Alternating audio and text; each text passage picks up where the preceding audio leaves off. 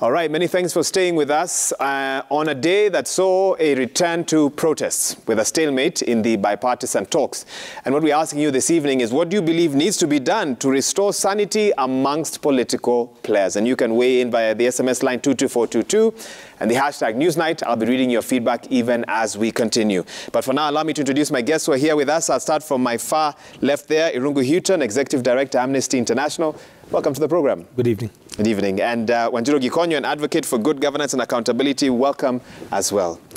Good evening. I'll actually start with you, Wanjiru, because we were here with you about a month ago or so, and a bipartisan agreement had been tabled. We had had President William Ruto, Azimio leader Raila Odinga, talking to what their expectations were. And you came with your wish list, and we had a clergy member here as well. How far have we gotten from there in your assessment? Not very far at all, because we've heard more about, you know, who's going to sit and represent the different teams, and not the substantive issues. We haven't heard enough about, well, obviously, there's an issue around the bipartisan. When we sat here, we said, bipartisan talks in Parliament are an elite conversation.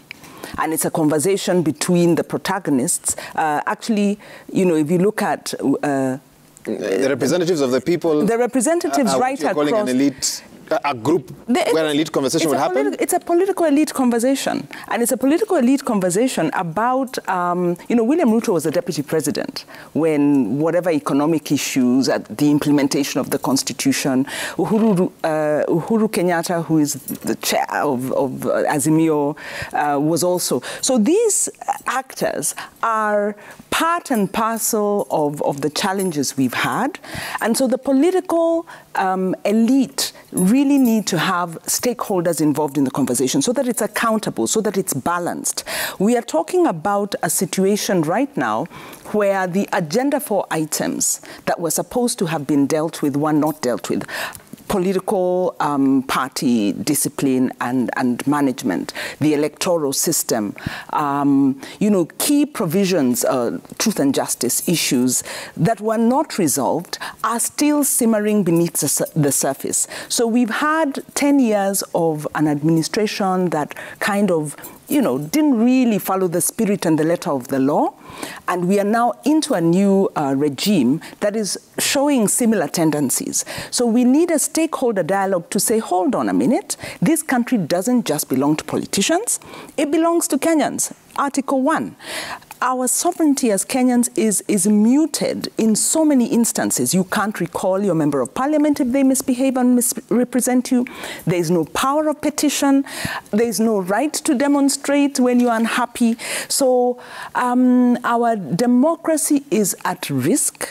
It has been used and abused by our political leaders. We need a bipartisan, we need an open process, a stakeholder process, not a political, a parliamentary bipartisan process. Last thing is, the parliamentary process, even when you look at the budget making, because we do a lot of public participation in the budget process and legislative process, is a very captured space. And we've seen this administration, this regime particularly, how they've dealt with the parliamentarians, you know, inviting people to State House, you know, kind of, you know, we are wondering, do we really have political parties? Our political representatives are up for hire.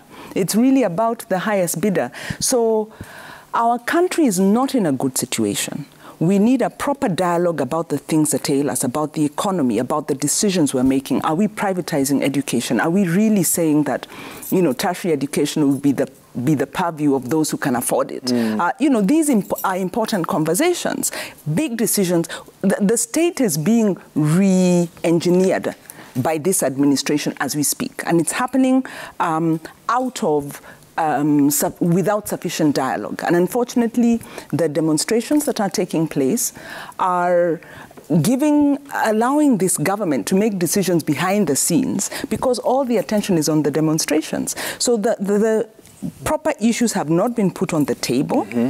The stakeholders aren't around the table, and I think the political elites are negotiating for their interests, not for Mwananchi. So even as we think about that, Irungu, you can also weigh in. What we know is that as of now, the Kenya Kwanza team has given the Azimio counterparts an ultimatum let's engage in talks, or if you continue engaging in mass protests, then we can't have both happening at the same time. Azimio, however, say the Constitution allows us to continue with the protests, even as we try and figure out this stalemate that has occurred. What do you feel can be done to get these talks back on track? I'm sure Kenyans keenly want to hear about that this evening. Yeah. So I think, first of all, let me put it in the context of, or in a context that most of your viewers will understand. Today was episode 2 of season 2, episode 1 of season 2 of the series Mandamano, if we put it that way. But it does feel like the plot is the same plot as the first season, and that we have not moved significantly in terms of either complexity or even progress in terms of building trust between the two sides of the political spectrum. The violence that we saw today, both by the state in terms of tear gassing of senators as they approached Harambee House, but also the hooliganism and the violence that we saw leading to the destruction of property, and 40 plus arrests that we've seen today does give me a sense that we are not moving forward with a conducive dialogue-based option. And I think the season of discontent and grievances, we've just not broken through it yet. The danger with this is that it will lead to a protracted, draining of our economy. It will also reduce the capacities of the security services.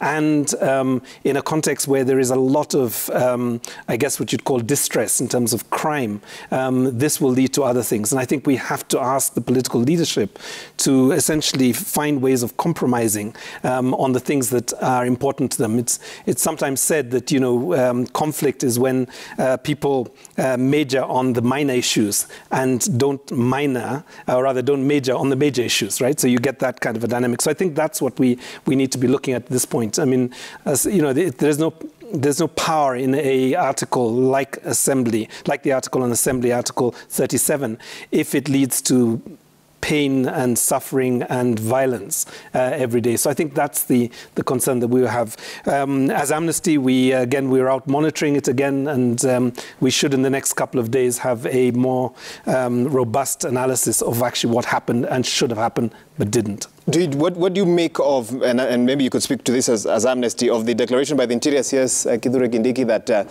whether notice has been given for a protest or not, at the moment, that is not something that they will allow? Yeah, no, it's still unlawful. I mean, it was unlawful on March the 20th. It is still unlawful in the sense that we have a constitutional article which is higher than any other national statute. The role of the police is not to tear gas or to bludgeon protesters. It is essentially to facilitate their right to protest. The role of assembly organizers is to essentially organize non-violent assembly. That's the simplicity of the law. But to essentially say that this is going to be suspended, I'm not sure whether this would be the case. I suspect there will be a flurry of legal actions taken to essentially remind the Cabinet Secretary that non-violent protest is still part of our Constitution. Wanjiru, so what do Kenyans now think through as they await Thursday? I'm sure a section of Kenyans are feeling the bipartisan talks need to start moving forward for them to be able to plan their lives and so forth. But also there's a question of how, as a country, we sometimes make short-term decisions that don't have sort of long-term measures, and we find ourselves here every couple of years. And we did have this conversation the last time we had you on. Yes, I imagine a lot of Kenyans are exasperated.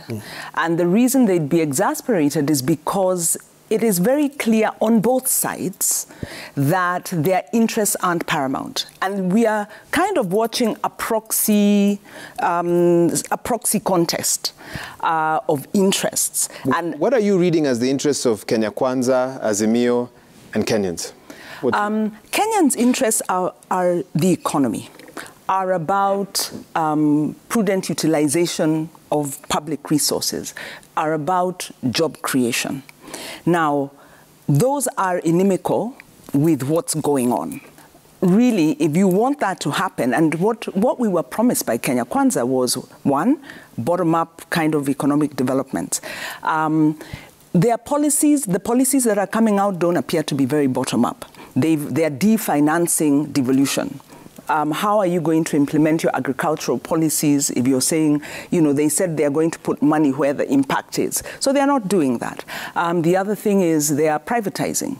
And they're not privatizing in a very accountable way. They're not privatizing in a way that pays interest to the citizens. They're really passing the bill, taxing Kenyans heavily and passing the burden of service delivery onto Kenyans. So this is a very conservative, it's a very neoliberal kind of government that posed as a government for the people. That's Kenya Kwanza. This is also Kenya Kwanza who, for whatever reason, will not allow an interrogation of the electoral process. Yes, we have a Supreme Court ruling, but there are concerns that were raised about some aspects of the 2022 elections. How do you see that interrogation then happening? Because some say full procedure was followed after the election? An audit.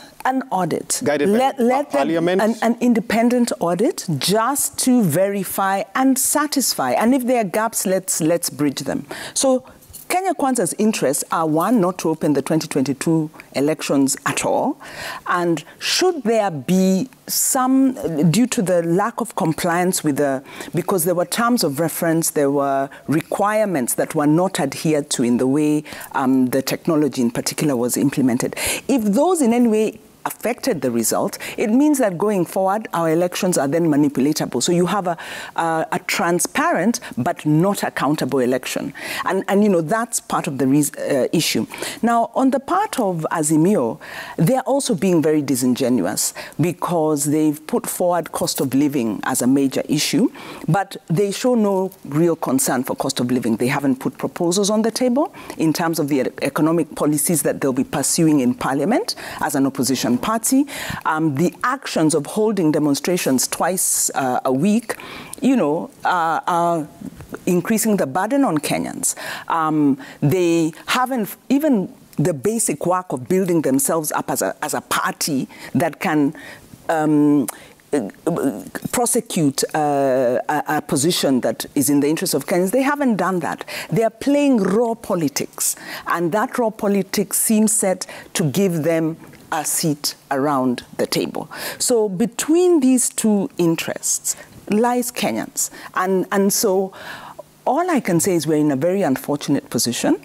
And I agree with Irungo. It's a very touchy situation because the hawks on both sides are now becoming, the political rhetoric is becoming very virulent and very toxic. And we've been here before. And the last time we were here, it ended up, it disintegrated into violence. So we need to rein this back. And there are two people who can rein this back. And that's Raila Odinga and William Ruto. And the only way they can reel it back is to sit down and say, let us put the issues on the table and let's have a conversation. What ails Kenya? Why do we have to have contested elections every other election? And why are we still fractures as a country around elections? And we're then going to be going into the demarcation of boundaries and things, very important processes that are very time-bound. So there's a lot of pressure to get things right. And unless these two can dialogue and listen to what the country is saying, it's a scary situation. It doesn't look pretty. Irungu, is there anything that Kenyans can do beyond waiting for two men to dialogue, the president and the Azimio leader? And I know you're big on active citizenry, citizen participation. Is there anything else that Kenyans can do? I think we have to continue speaking. We have to continue to condemn the more radical and extremist voices on both sides. I think we have to keep saying that incendiary comments, even if they come from a cabinet secretary for trade, when he says that that revenge needs to be sought, there needs to be a corresponding measure, and that was Moses Kuria's comment today. I think it needs to be condemned whether it is on either side, and I think what we have to keep saying to them is that Kenyans expect you to find a way out of these tensions. Today, the Council of Governors announced a 10-member committee. I think that's a good step, and we hope that they will be able to reach their political colleagues to essentially get them to find the major issues that are really important and not keep looking for every small issue to unravel the potential for an agreement. I think that's what we have to do, and I think people, the politicians are elected. So although they may forget that 6 months after an election, there are people, they have families, they have relatives, they have voters. These are the people that should be pressing them, and they have financial backers. So people who are beginning to hurt financially need to be reaching out to them and saying, this is not in our interest. Please stop. There are two voices that, some out there feel have not come out clearly at a time like this. And I'm sure you get tired of this question. Civil society and the church. I don't have any church representatives here, so I'll talk civil society with the two of you and understand what more can civil society do to help Kenyans at a time like this. And I know you're not necessarily the only voices of civil society, but you're the closest representatives to them, to us at this moment. Wanjiru.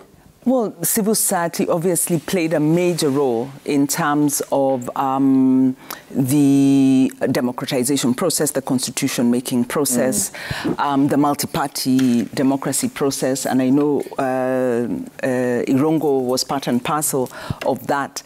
Of course, things changed with the passage of the constitution, with the coming in of the Uhuru Ruto regime. The playing field changed, and part of it was civil society needed and needs to retool to work in a different working environment, and that has partly happened. So it's finding its voice again, because that is the clarion call out there. How does civil society play in this context where there are now multiple actors? Civil society was very effective when we had one, when we were under the centralized state, and we knew we needed to deal with Moi. Once we democratized, and now we've got 48 governments, civil society are all over the place, very active in many corners, but maybe not as effective at the national level. Civil society needs to move with the ground, with Wanjiru, because our constitution was made from the middle.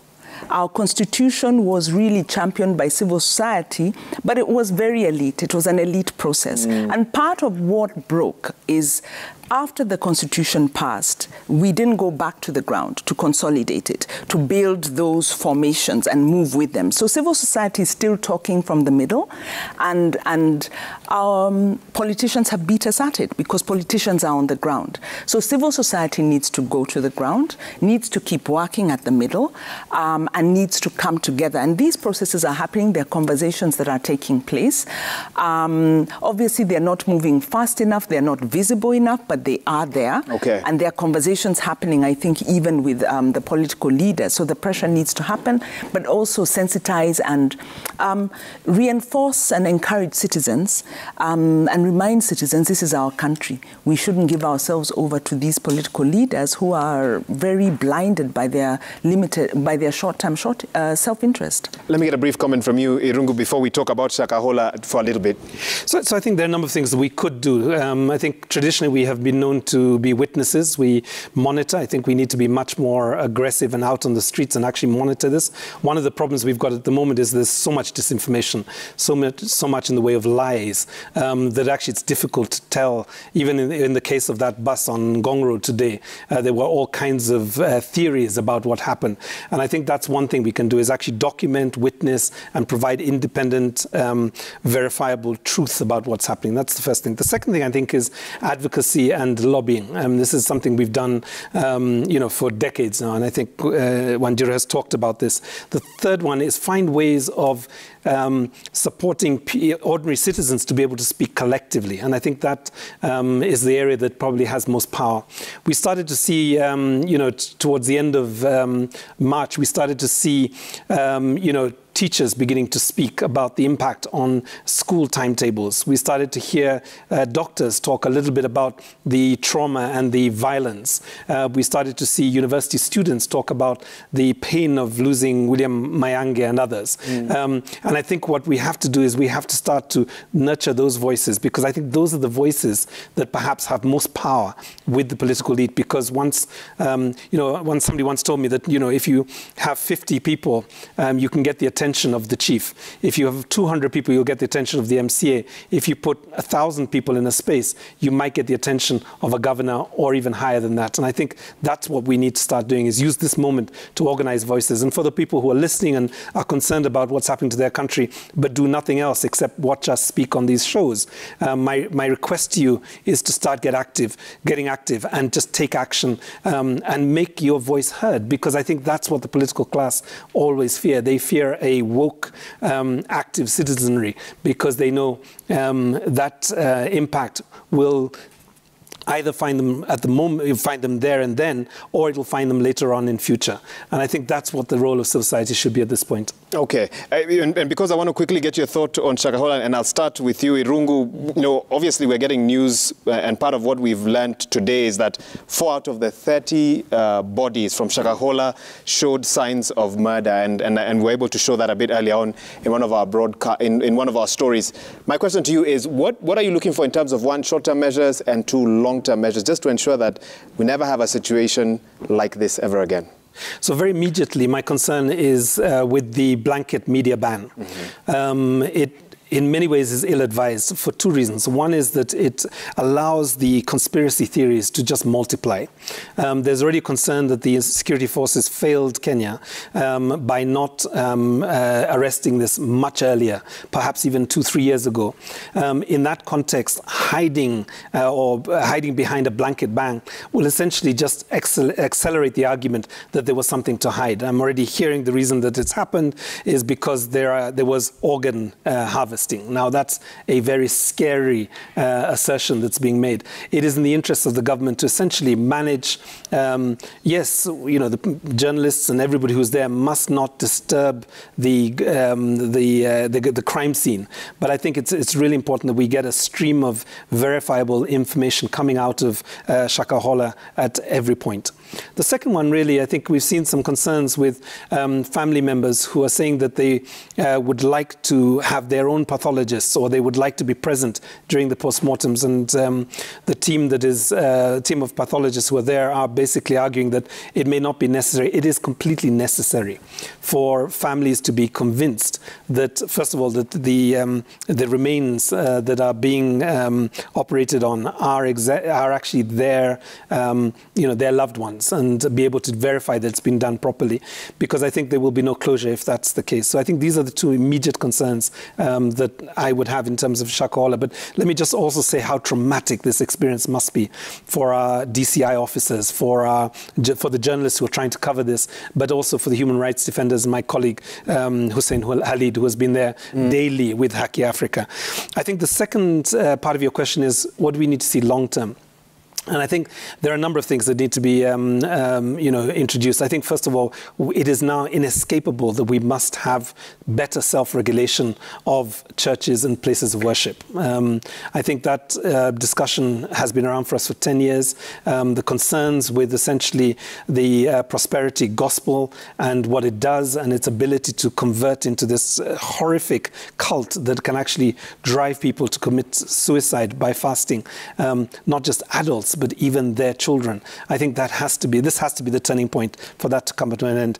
I think the second thing is that we have to see movement on the National Coroner Service Act. The National Coroner Service Act was passed in 2017. It's several years since the National Assembly approved it, and there is absolutely no reason why we are still requiring the Director of Criminal Investigations to do these very complex mass, exhumations when they don't have to. We have a legal framework, and an independent coroner would be best placed to do this. The very last part of that is that we don't have as yet, and we would if we had operationalized the National Coroner Service Act, we would have a missing persons and person's database, so that we wouldn't have the chaos that we've got in Shakahola, where we have bodies without identities and we have identities looking for bodies. I mean, this is just something that we have to resolve going forward.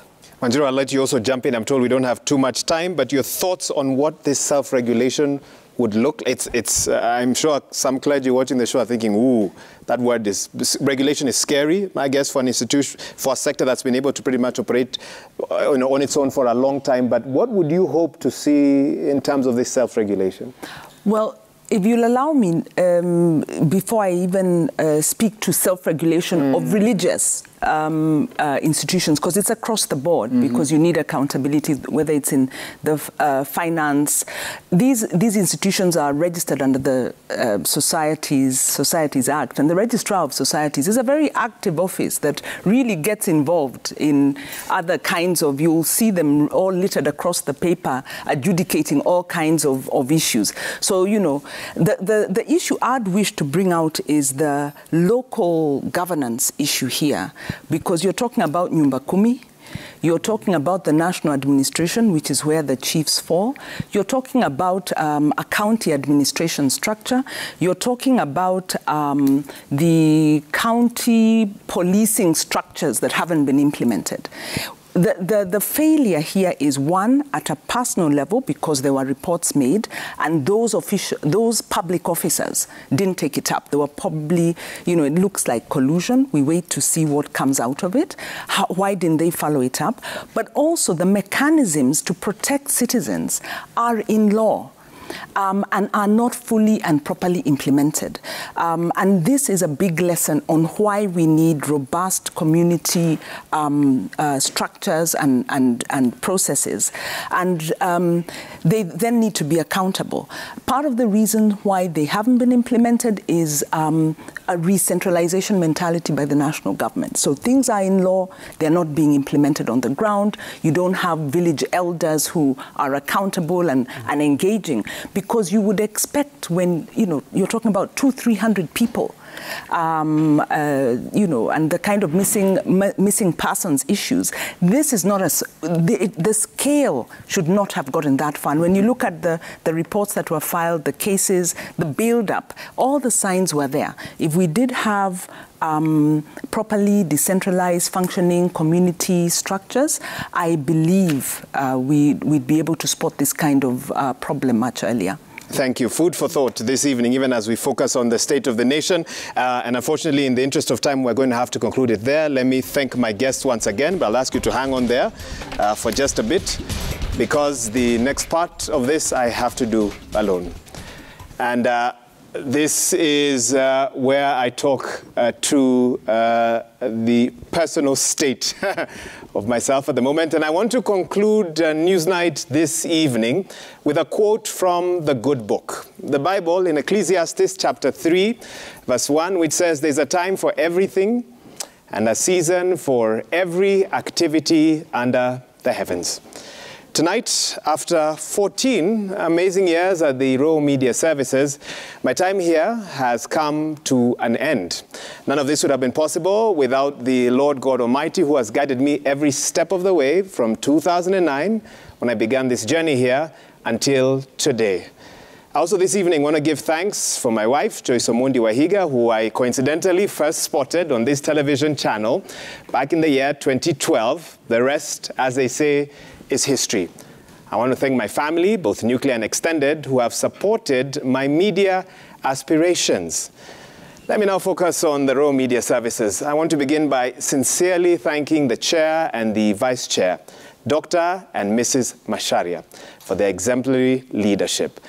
I want to thank our group managing director, Wachira Waroro, for his support, his mentorship and guidance for the years. And I particularly will remember our Wednesday meetings. A special thanks to all the directors here, and this includes Linus Kaikai, Carol Wanyama, Latifa Gonjiri, Fred Afune, Rose Wanjohi, Mike Ngugi, and Moses Karanja. Not forgetting the amazing managing editors and editors, the reporters, the cameramen, the video editors, the admin team, security, and technical teams that make this place what it is. Before I conclude, I want to give a special mention to Citizen Digital, whose rebrand I've had the privilege to lead, and is today a team I'm truly proud of. Also not forgetting the features team here that I've worked with very closely, and also an amazing team that makes Newsnight, the show that you watch every Tuesday. I want to thank that team for making it what it is. I conclude this evening by especially thanking you, our audience out there, for your support over the years. It is because of you that we are able to practice this public good called journalism and provide high-quality news that you tune into every day. And with that, I bid you farewell with my final sign-out here on Newsnight and on Citizen TV. My name is Wahiga Mwaura. Thank you, and God bless you. Well done, very well done, Wahiga Mwaura, very well done. I came with a piece of tissue in